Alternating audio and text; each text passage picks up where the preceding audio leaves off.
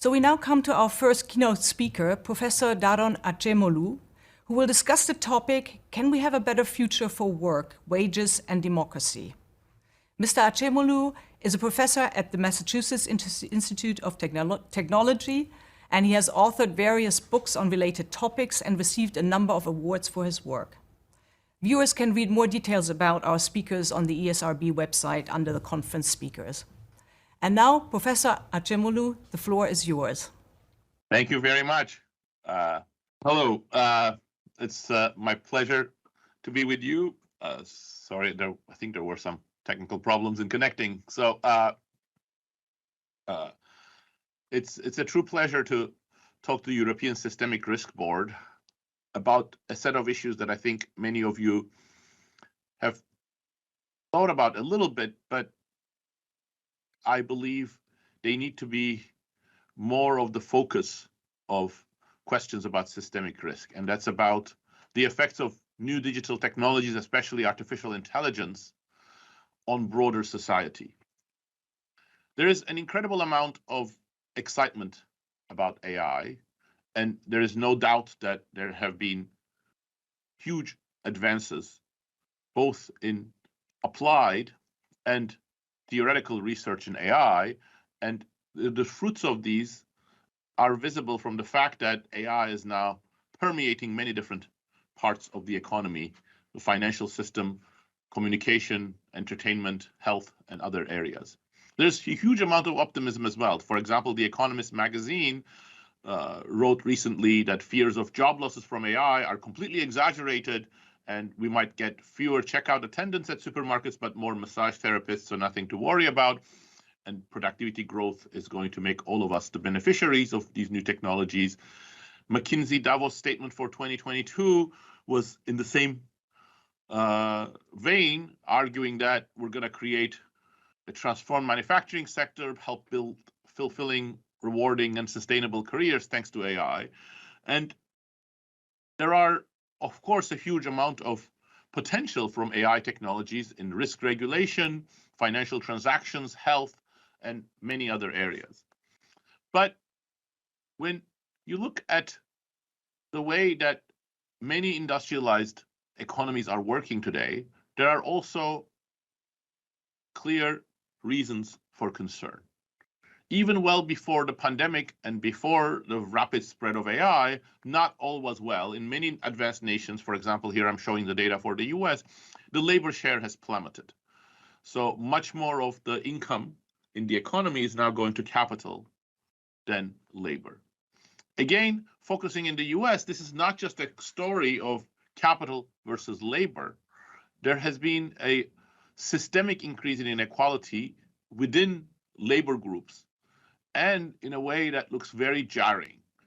Here in this picture, I'm showing the evolution of real wages for 10 demographic groups in the United States, all the way from high school dropouts to workers with postgraduate degrees, men and women. And what you see is that in the 1960s and 70s, and the same was true even more in the 1950s from different data sets, you see a period of shared prosperity where the real wages of all 10 demographic groups were growing in tandem, about 2.5% in real terms.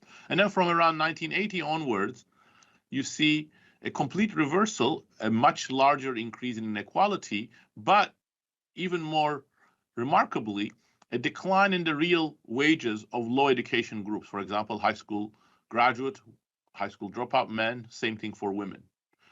Now, across the industrialized nations, this is a fairly unique picture. No other country has as weak labor market regulations protecting low-wage workers as the United States, but the overall trend towards inequality, both at the top and in the middle of the distribution, and stagnant wages at the bottom are fairly common. So if you look at an omnibus measure of inequality, the Gini coefficient, US is ahead of other countries, leader in inequality, and has had a very large increase in inequality since the early 1980s, but the same is more or less the case for other industrialized nations. Another very important parallel across these countries is that the employment structure has evolved in a very similar way. Again, as The Economist magazine and McKinsey Davos pointed out, this may or may not be a cause for concern, Perhaps some jobs are going to disappear, new jobs are going to come, but the extent to which the employment structure has changed is quite remarkable. So if you look at all countries in the industrialized world for which we have data, and you look at the employment structure by occupation, separating occupations into lowest paying group, the very unskilled service work, homework, protection, etc.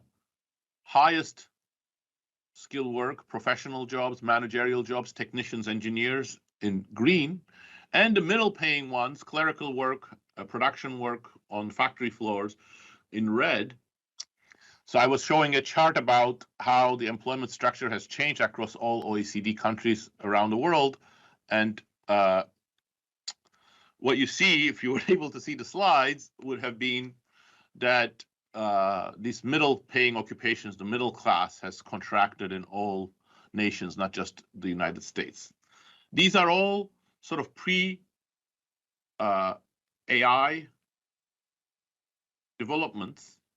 And my own work has emphasized that they are intimately linked to automation trends.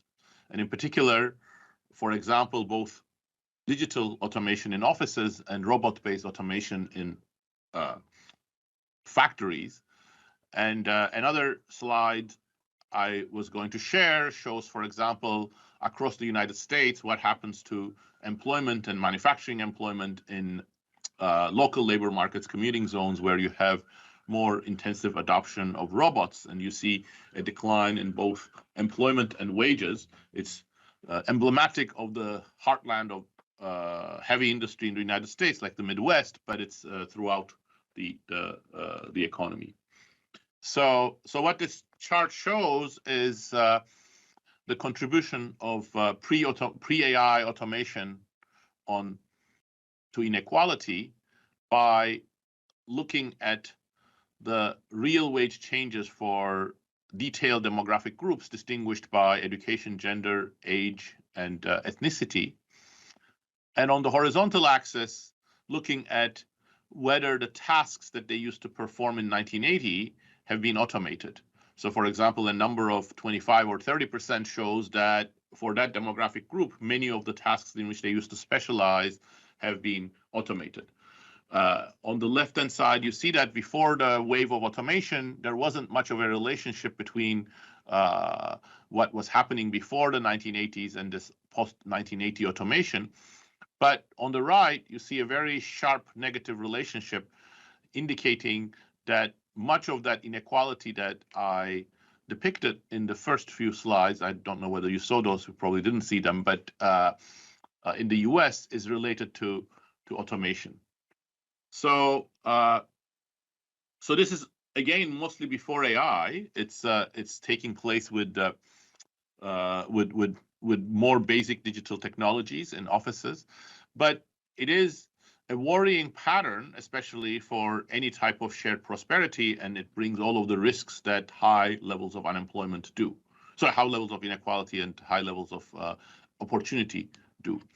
Now, the question is, what is AI going to do in this picture? And really, can we see the footprints of AI in the labor market already? So in the next slide, what I show is that if you look at various measures of AI, and here I'm focusing on AI-related job postings in the United States, you see there's very little of it in the 2007, 2010, 2011, and so on. But around 2015, there is a huge pickup in AI activity, and it's exactly like AI proponents are arguing, it's quite widespread across industries. You see it pretty much in every broad industry.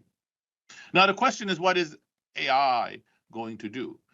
How is it going to reorganize jobs? Is it going to create opportunities and so on? So in the next slide, I talk briefly about this because one promise of AI is that, in fact, it could create new human tasks, complementing workers, facilitating trade and matchmaking, reorganizing production. And in fact, there were many early pioneers of digital technologies, such as MIT's Norbert Wiener, Douglas Engelbart, J.C.R. Licklider, who advocated this type of perspective, thinking that the biggest use of machines would be to increase human capabilities.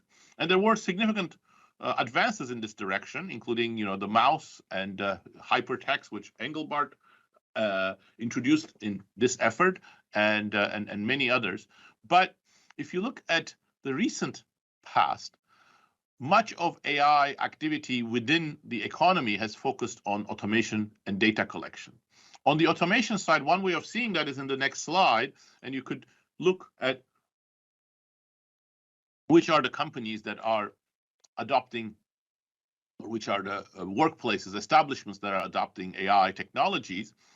And what these three charts do is that they divide US establishments into 4 quartiles. The blue and the green are the ones that have a lot of tasks that can be automated by AI, and the red and the yellow don't have many, and uses 3 different measures of which tasks can be automated. And what you see is that the bulk of the increase in AI comes from businesses that seem to want to automate things. And in fact, in the next picture, you see that those same businesses, again shown in green and blue, slow down their hiring. In fact, they stop hiring more workers from 2015, whereas the non-AI affected yellow and black continue to increase. This is true in a much more detailed, granular level, but I'm showing it at this broad brush for making the presentation simpler. So where does this leave us? Well, I think where it leaves us is with a question of whether we are using AI for continuing a trend that had started earlier and excessively automating. And there are reasons why for worrying about excessive automation, because if you look at the direction of AI, it's very heavily influenced by the priorities of a handful of companies. According to McKinsey, two-thirds of all spending on AI comes from a handful of US and Chinese companies. Many companies are excessively focused on cost cutting. And there are also other factors. Let me sort of mention 2 of them. The tax code in most of the industrialized nations today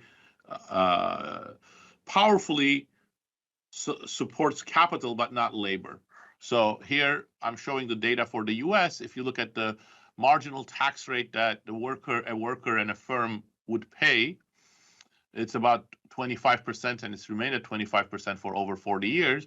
But if you look at the tax that a company would pay for installing capital to replace workers, that used to be around 15-20%, but it's now less than 5%. So there are quite significant financial inducements to companies to invest in machines instead of workers. And then to add to it, and I think the whole field of AI has gone in a direction where things like reaching human parity, performing human tasks, becoming more human-like are the most valued and prized achievements. So that provides another impetus for going more in an automation direction. So if we go to the next slide, I was going to show, but I know there were stoppages, so I don't know how much time relative to the original schedule we're trying to keep. But what this picture shows is one little piece of addition to that narrative by emphasizing the role of cost cutting. And cost cutting has become a major concern for many corporations in the United States and in Europe. And in recent work, for example, my co-authors Alex He and Daniel Lemaire will look at what happens in Denmark and the United States when CEOs that are trained in business education, like an MBA degree, take the helm at a company. And what we find is that in both countries, one of the major things, actually the most important thing that they do is they slow down wage growth and they reduce the labor share. And a lot of that we trace to the sort of the priorities that these new managers are bringing to the job. Making the corporation leaner, re-engineering the corporation, looking after the shareholder interests, and so on. So there is sort of an synergy here between, the tools that are made available by digital technologies, including AI, and what the companies are, or what the new managers are sort of are envisaging as the most interesting direction. So if we go back, if we go 2 more slides, this is showing that they're not much more productive. Actually, it's just a wage reduction. But what I want to sort of emphasize next is actually the risks are not just in the financial domain and in the job domain, but also in the democracy domain. Growing inequality has coincided around the world with the retrenchment of democracy. From the late 1970s to around 2016, every year there was improvements in democracy around the world. More countries were becoming democratic, and existing democratic countries were improving their democratic quality. But around 2016, we see a reversal in this, and from then on, more and more countries are abandoning democratic institutions or clamping down on political rights and freedom of speech and so on. Now, in the next slide, I discuss what the reasons for that might be, and there are obviously direct and indirect reasons. Growing economic disparities have become a major lightning rod, but also there is growing evidence that how we are using AI is damaging democracy. One aspect is from the government side. AI-powered surveillance technologies in the hands of non-democratic governments is creating major pressures on AI around the world, but also in the industrialized world, the ad-based business models are transforming many of the platforms that more and more people are using. And the structure of these platforms is creating both the wrong types of incentives for democratic discourse and the wrong type of engagement from bottom-up sort of processes, which are, of course, critically important for democratic continuity. Now, there are additional things. Again, I bring it back to the AI researchers and what the ethical responsibilities of AI researchers are, but let me not get into that. Let me sort of make 2 more points, and then I will conclude. If we go to the next slide, what I show is that actually, or what I start arguing is that we shouldn't actually fear AI. It really depends. New technologies are things that give us additional tools. They expand our capabilities, and it's how we use them that's critical. And that's why regulation here is absolutely important. If we regulate them right, and if society directs them in more socially beneficial direction, it becomes a very powerful tool in our hands to improve our objectives, creating shared prosperity, greater stability, less unemployment, less inequality. And in fact, there are great examples of how this was done during the last several decades. If we look at Germany, Japan, and South Korea, we see that the robots have had very different effects than they had in the United States. Why? Well, the next picture shows a very important part of that. Actually, sorry, skip to the next one. I'm not going to talk about this given that time is short. What you see is that countries like South Korea and Germany have aged very rapidly. But as they aged and they started facing labor shortages, at the same time, they also hugely increased their investments in robots. So on the left, you see in green and gray, the very large increase in aging, the fraction of the population that's above 55 in South Korea and Germany. And on the right, you see these 2 countries, again in green and gray, much ahead of others in terms of investments in robots. And the consequence of this has been that actually productivity has increased. They have been able to deal with labor shortages and in fact have increased their exports in the sectors which rely on these robotics production. So let me now conclude, which is, I'm going to skip the next slide, which shows the same pattern for many more countries. But let me conclude with the final slide. So future of work, future of democracy. I think I cannot imagine more important topics, and I think today we cannot talk of the future of work and future of democracy without mentioning the word risk. And I think AI is necessarily going to have a major impact on these things. But how it will impact these and other outcomes is not predetermined. For example, we can have AI for good automation, high productivity automation technologies accompanied by new tasks, new opportunities for workers, or we can have bad automation, reducing employment, increasing inequality, as I've shown from a few countries has been the case. We can have good communication technologies, which was the hope in the 1990s when digital technologies were first spreading, creating new public spheres, foundations for more decentralized action, greater democratic responsibility. Or we can have bad communication technologies, facilitating surveillance, misinformation, emotional outrage, and polarization. And I think regulatory responsibility, researchers' responsibility, especially in the AI field, and also society's responsibility, bottom-up participation in the direction of these technologies are going to be the crucial factors determining this future. And sorry for these technical issues, but hopefully I was able to cover some of the material I wanted to talk about. Thank you. Thank you very much, Professor Acemoglu. So we have a few questions for you before we let you go.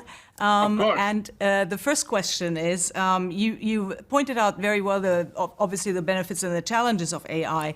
Now, how can we ensure that investments into AI and technological progress are put to good use for the economy? That's the million-dollar question. And unfortunately, I'm going to let you down. I don't have a perfect answer to that. If I only did, I think every technology is different. In some cases, naturally, there are going to be some players, researchers, companies that are going to push in different directions. I think in the case of AI, we got off to a bad start.